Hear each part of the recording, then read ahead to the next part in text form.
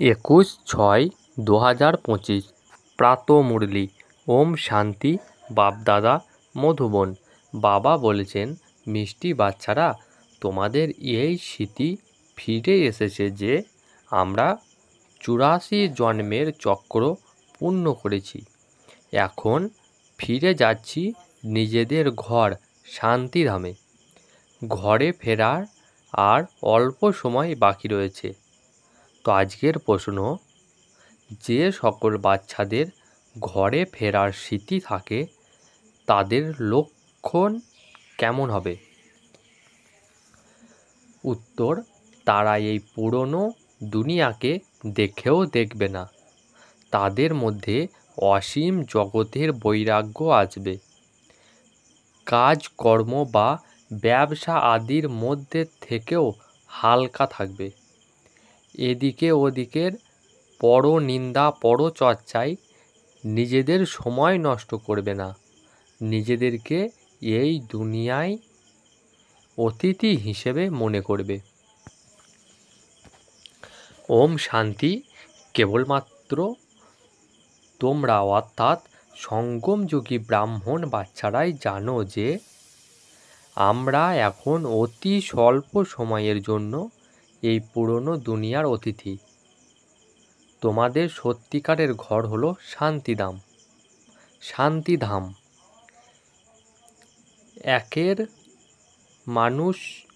একেই মানুষ অত্যন্ত স্মরণ করে, তাতে মনে শান্তি প্রাপ্ত হয়। কিন্তু মন কি, শান্তি কি, এইসব তোমরা কোথা থেকে পাবে? কিছুই বোঝে না। তোমরা জানো যে এখন ঘরে ফিরে যাওয়ার জন্য অল্প সময় বাকি রয়েছে। সমগ্র দুনিয়ার মানুষ নাম্বারের ক্রমানুসারে সেখানে যাবে। ওটা হলো শান্তিধাম, আর এটা হলো দুঃখধাম। একে স্মরণ করা তো সহজ, তাই না? কেউ বৃদ্ধ হোক বা যুবক, একে তো স্মরণ করতেই পারে, তাই না? এতে সৃষ্টির সমগ্র জ্ঞানই চলে আসে। সব কিছু ডিলেটে বুদ্ধিতে চলে আসে। এখন তোমরা সঙ্গম যুগে বসে রয়েছ। এ কথা তো বুদ্ধিতে রয়েছে যে ড্রামার প্ল্যান অনুসারে আমরা এখন শান্তিধামে যাচ্ছি। এ কথা বুদ্ধিতে থাকলে তোমাদের খুশি বজায় থাকবে, স্মৃতি থাকবে। আমাদের নিজেদের 84 জন্মের স্মৃতি ফিরে এসেছে। ওই ভক্তিমার্গ হলো আলাদা, এ হলো জ্ঞানমার্গের কথা। বাবা বোঝাচ্ছেন, মিষ্টি বাচ্চারা, এখন নিজেদের ঘর স্মরণে আসে। কত কিছু শুনতে থাকো, এত অজস্র কথা শুনেছ। একমাত্র এই যে এখন আমরা যাব শান্তিধাম, পুনরায় সুখধামে আসব। বাবা এসেছেন পবিত্র দুনিয়ায় নিয়ে যেতে। সুখধামেও আত্মারা সুখ আর শান্তিতে থাকে। শান্তিধামে শুধুই শান্তি। এখানে তো খুবই গণ্ডগোল, তাই না? এখানে মধুবন থেকে তোমরা যখন নিজেদের ঘরে যাবে তখন বুদ্ধি, পরনিন্দা পরচর্চা, নিজেদের কাজ কর্মাদির দিকে চলে যাবে। এখানে তো সেসব ঝঞ্ঝাট নেই। তোমরা জানো যে আমরা অর্থাৎ আত্মারা হলাম শান্তিধাম নিবাসী। এখানে আমরা পাঠধারী, আর কেউই জানে না যে কিভাবে আমরা পাঠধারী হয়েছি। বাচ্চারা, তোমাদেরকে বাবা এসে পড়ান। কোটিতে কেউই পড়ে, অতি বিরল কেউ। সকলেই তো পড়বে না। তোমরাও এখন কত সমঝদার হয়ে গেছো, পূর্বে অবুঝ ছিলে। দেখো এখন কত লড়াই ঝগড়াঝাটি হয়, একে কি বলবে? আমরা পরস্পর ভাই ভাই, তারা একথা ভুলে গেছে। ভাই ভাইকে কখনো হত্যা করে কি? হ্যাঁ, হত্যা করে শুধু ঐশ্বর্য প্রাপ্তির জন্য। তোমরা এখন জানো আমরা সকলে এক পিতার সন্তান, ভাই ভাই। তোমরা প্র্যাকটিক্যালি জানো যে আমাদের আত্মাদের বাবা এসে পড়ান 5,000 বছর পূর্বে বের মতন আমাদের পড়ান, কারণ তিনি জ্ঞানের সাগর, আর কেউই এই পড়া জানে না। বাচ্চারা, এ কথা তোমরাই জানো যে বাবাই স্বর্গের রচয়িতা, সৃষ্টির রচয়িতা বলবে না, সৃষ্টি তো অনাদি, স্বর্গের রচয়িতা বলবে। ওখানে আর কোনো ভূখণ্ড ছিল না, এখানে তো অনেক ভূখণ্ড। কোনো এক সময় ছিল, তখন এক ধর্ম ছিল, এক ভূখণ্ড ছিল, পরে অন্যান্য ধর্ম এসেছে। এখন বুদ্ধিতে বসেছে যে অন্যান্য ধর্ম কিভাবে আসে। সর্বপ্রথমে আদি সনাতন দেবী দেবতা ধর্ম আসে, এখানেও সনাতন ধর্ম বলা হয়ে থাকে, কিন্তু অর্থ তো কিছুই বোঝে না। তোমরা সকলেই আদি সনাতন দেবী দেবতা ধর্মের, শুধু অপবিত্র হয়ে গেছো। শতপ্রধান থেকে শত রজ তম হয়ে গেছো। তোমরা জানো যে আমরা আদি সনাতন দেবী দেবতা ধর্মের অত্যন্ত পবিত্র ছিলাম, এখন পতিত হয়ে গেছি। তোমরা বাবার থেকে পবিত্র দুনিয়ার মালিক হওয়ার উত্তরাধিকার প্রাপ্ত করেছিলে। তোমরা জানো যে আমরা সর্বপ্রথম পবিত্র গৃহস্থ ধর্মে ছিলাম। ড্রামা প্ল্যান অনুসারে এখন রাবণ রাজ্যে আমরা পতিত প্রবৃত্তি মার্গীয় হয়ে গেছি। তোমরাই ডাকো, হে পতিত পাবন, আমাদের সুখ ধামে নিয়ে চলো। এ তো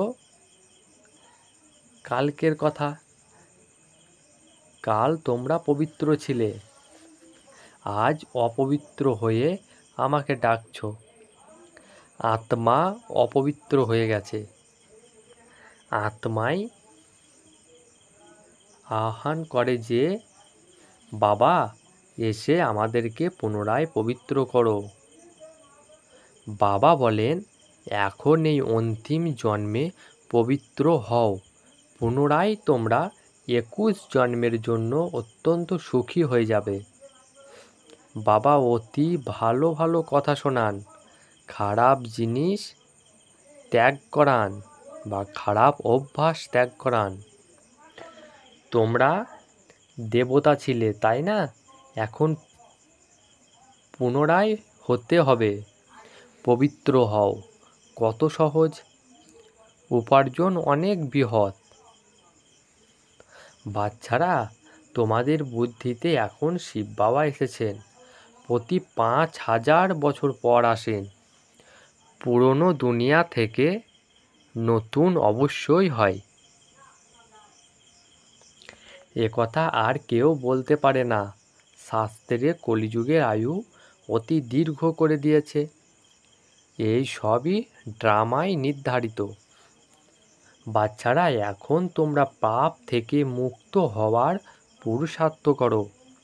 ধ্যান রেখো যে আর কোনো পাপ না হয়ে যায়। দেহ অভিমানে এলেই পুনরায় আরও বিকার আসে, যার ফলে পাপ হয়।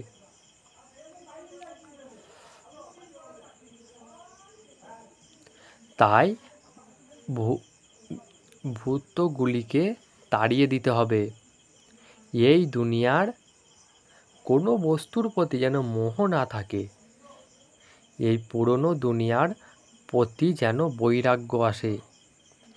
অবশ্যই দেখো যে যদিও পুরনো ঘরে রয়েছো, কিন্তু বুদ্ধি নতুন ঘরের দিকে নিবদ্ধ রয়েছে। যখন নতুন ঘরে যাবে তখন নতুনকেই দেখবে, যতক্ষণ না পর্যন্ত পুরনো ঘর শেষ হয়ে যাচ্ছে ততক্ষণ পর্যন্ত দৃষ্টি দ্বারা পুরনোকে দেখেও স্মরণ নতুনকেই করতে হবে। এমন কোনো কর্ম করা উচিত নয় যাতে পরে অনুতাপ করতে হয়। আজ অমুককে দুঃখ দিয়েছি, এই পাপ কর্ম করেছি। বাবার কাছে জিজ্ঞাসা করতে পারো যে, বাবা এটা কি পাপ? অনুতাপ কেন করবে? জিজ্ঞাসা না করলে অনুতাপ করতে থাকবে। বাবাকে জিজ্ঞাসা করলে বাবা তৎক্ষণাৎ তা হালকা করে দেবে। তোমরা অনেক ভারী হয়ে গেছো, পাপের বোঝা অনেক ভারী হয়। পুনরায় 21 জন্ম পাপ থেকে হালকা হয়ে যাবে। মাথায় জন্মান্তরের বোঝা রয়েছে, যত স্মরণে থাকবে ততই হালকা হতে থাকবে, খাদ নির্গত হতে থাকবে, আর খুশির পারদ চড়তে থাকবে। সত্য যুগে তোমরা অপার খুশিতে ছিলে, পুনরায় কম হতে হতে তোমাদের সমস্ত খুশি হারিয়ে গেছে। সত্যযুগ থেকে নিয়ে কলিযুগ পর্যন্ত এই যাত্রায় 5000 বছর লেগে গেছে।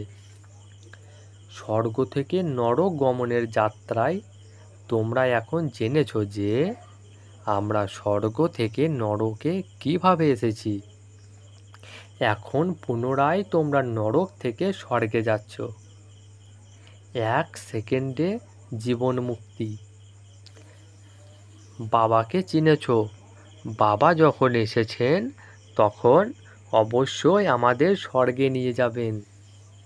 বাচ্চার জন্ম হয়েছে আর উত্তরাধিকারের মালিক হয়ে গেছে। বাবার হয়ে গেলে তো আবার নেশা চড়ে যাওয়া উচিত, তাই না? নেশা নেমে যাওয়া কি উচিত? তোমরা তো বড়, তাই না? অসীম জগতের পিতার সন্তান হয়েছ, তাই অসীম জগতের রাজধানীর উপর তোমাদের অধিকার রয়েছে, তাই গায়েনও রয়েছে। অতীন্দ্রিয় সুখের কথা জানতে হলে গোপীবল্লভের গোপিনীদের জিজ্ঞাসা করো। বল্লভ হলেন বাবা, ওনাকে জিজ্ঞেস করো। পুরুষার্থের নাম্বারের ক্রমানুসারেই খুশির পারদ চড়তে থাকবে। কেউ তো অতি শীঘ্রই নিজ সম করে দেবে। বাচ্চাদের কাজই এই সব কিছু ভুলিয়ে নিজেদের রাজধানীকে স্মরণ করানো। তোমরা স্বর্গের মালিক ছিলে, এখন কলিযুগ। পুনরায় নতুন দুনিয়া হবে। বাচ্চারা, এখন তোমাদের বুদ্ধিতে রয়েছে যে প্রতি 5000 বছর পর বাবা ভারতেই আসেন, ওনার জয়ন্তী পালন করা হয়। তোমরা জানো যে বাবা এসে আমাদের রাজধানী স্থাপন করে দিয়ে যান। পুনরায় স্মরণ করার প্রয়োজনই পড়ে না। পুনরায় ভক্তি যখন শুরু হয় তখন স্মরণ করে। আত্মা সুখ শান্তি অনুভব করেছে, তবেই তো বাবাকে স্মরণ করে বলে। বাবা পুনরায় এসে আমাদের শান্তিধাম সুখধামে নিয়ে চলো।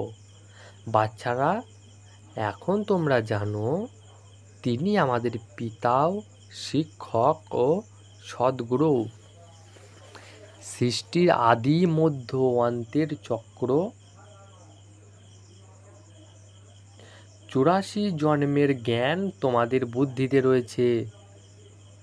অগণিতবার 84 জন্ম নিয়েছ এবং নিতে থাকবে।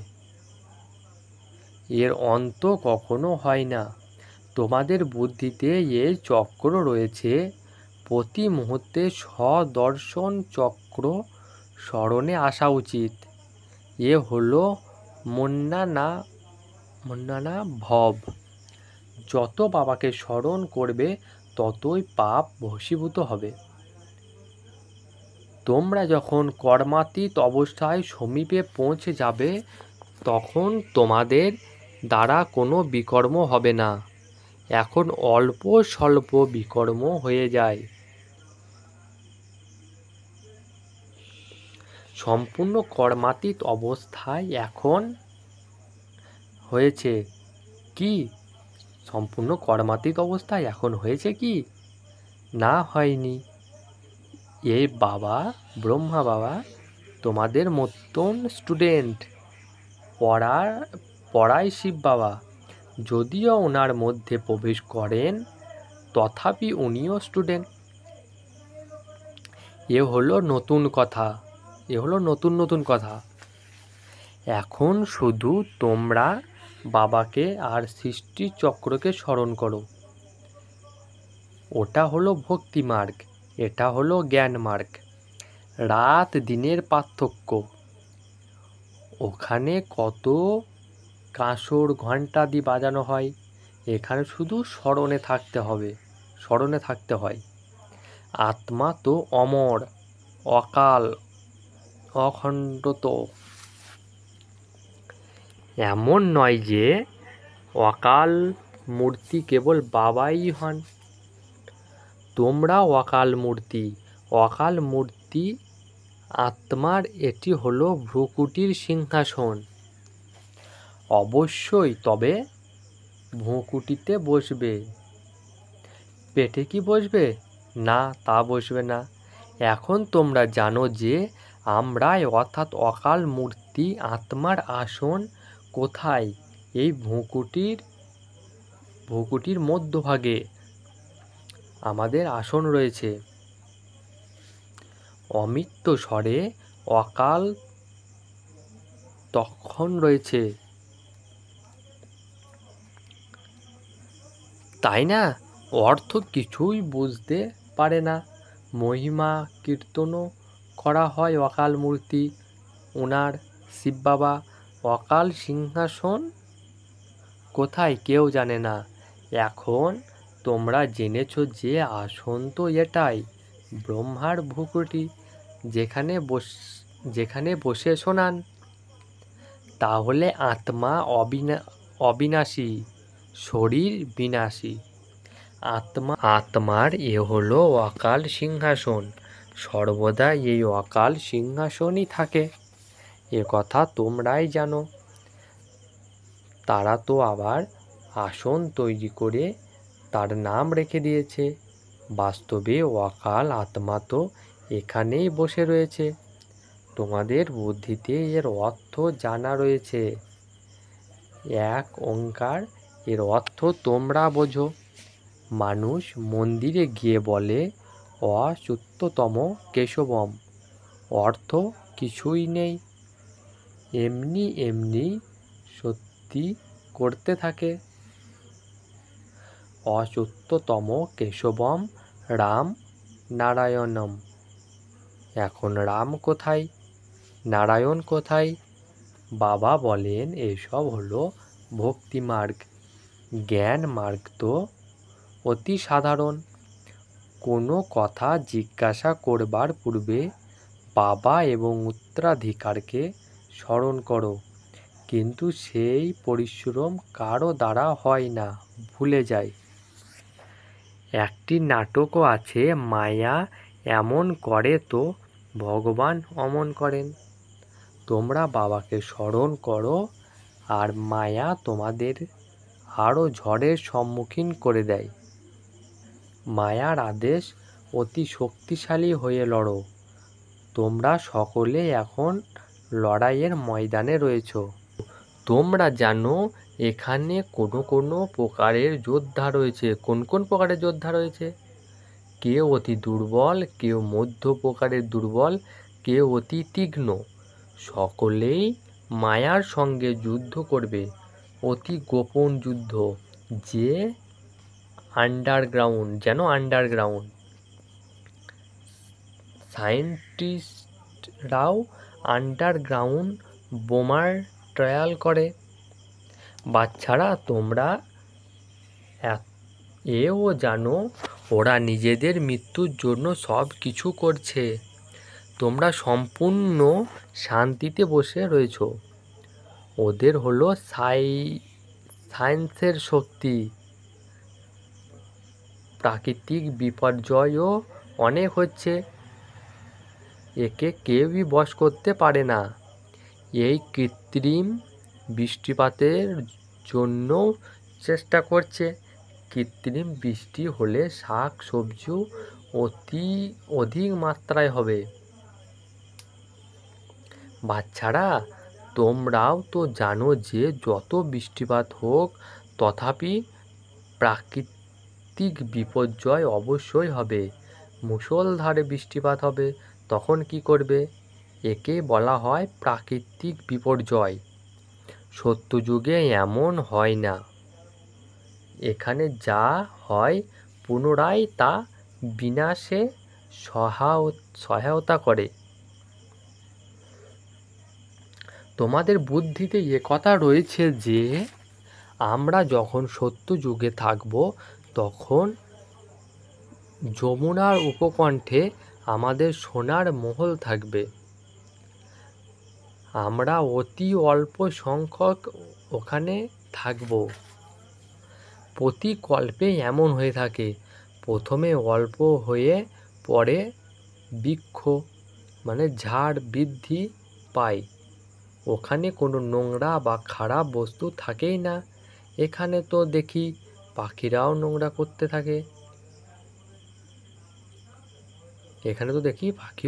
করতে থাকে। ওখানে নোংরা কোনো কথাই নেই।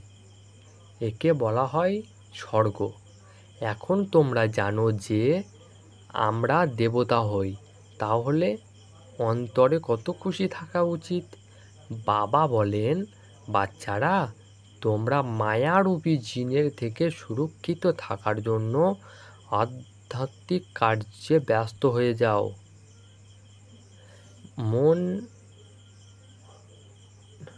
মন নানা ভব, ব্যাস এতে জিন হয়ে যাও। জিনের উদাহরণ দেওয়া হয়, তাই না? যদিও বলে কিছু কাজ দাও, তাহলে বাবাও কাজ দেন। তা না হলে মায়া গ্রাস করে নেবে। সম্পূর্ণরূপে বাবার সহায়তাকারী হতে হবে। বাবা একলা তো করবে না বিশ্বের পরিবর্তন। বাবা তো রাজত্বও করেন না, সেবাও তোমরাই করো। রাজত্ব তোমাদেরই জন্য। বাবাও বলেন, আমিও এই মগধ দেশে আসি। মায়া হলো কুমির। কত মহারথীদের ছিনিয়ে নিয়ে গ্রাস করে নিয়েছে। এইসব হলো শত্রু। যেমন সাপ হলো ব্যাঙের শত্রু, তাই না? তোমরাও জানো যে তেমনই আমাদের শত্রু হলো মায়া। আচ্ছা, মিষ্টি মিষ্টি হারানিধি বাচ্চাদের প্রতি মাতা পিতা বাপ দাদার স্মরণের স্নেহ সুমন আর সুপ্রভাত। আত্মাদের পিতা তার আত্মারূপী বাচ্চাদেরকে জানাচ্ছেন নমস্কার। ধারণার জন্যে মুখ্য সার নাম্বার 1, নিজেকে পাপ মুক্ত করার পুরুষার্থ করতে হবে। কখনো দেহ অভিমানে আসবে না। এই পুরানো দুনিয়ায় কোনো বস্তুর প্রতি মোহ রাখবে না। নাম্বার 2, মায়ারূপী জিন বা ভূত থেকে সুরক্ষিত থাকার জন্য বুদ্ধিকে আধ্যাত্মিক কার্যে ব্যস্ত রাখতে হবে। সম্পূর্ণরূপে বাবার সহায়তাকারী হতে হবে। তো আজকের বরদান, সর্ব খাজানাগুলিকে সময় অনুসারে ইউজ করে নিরন্তর খুশনসিব বা সৌভাগ্যবান আত্মা ভব। বাপদাদার দ্বারা ব্রাহ্মণ জন্ম হতেই সারা দিনে যখন অনেক শ্রেষ্ঠ খুশির খাজানা প্রাপ্ত হয়, এই জন্য তোমাদের নাম শুনেও এখনো পর্যন্ত অনেক ভক্ত অল্প সময়ের জন্য খুশিতে ভরপুর হয়ে যায়। তোমাদের জড় চিত্র দেখে খুশিতে নাচতে থাকে।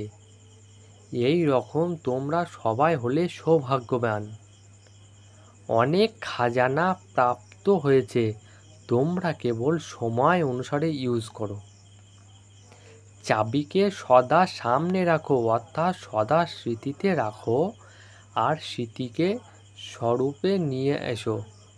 তাহলে নিরন্তর খুশির অনুভব হতে থাকবে। তো স্লোগান, বাবার শ্রেষ্ঠ আশার দ্বীপ প্রজ্বলনকারী হলো কুল দীপক। অব্যক্ত ইশারা, আত্মিক স্থিতিতে থাকার অভ্যাস করো, অন্তর্মুখী হও। আত্মিক স্থিতিতে থেকে বহির্মুখী তাকে ছেড়ে দাও, তাহলে পরিশ্রম করা থেকে মুক্ত হয়ে যাবে আর অনুভবের সাগরে সমাহিত হতে থাকবে।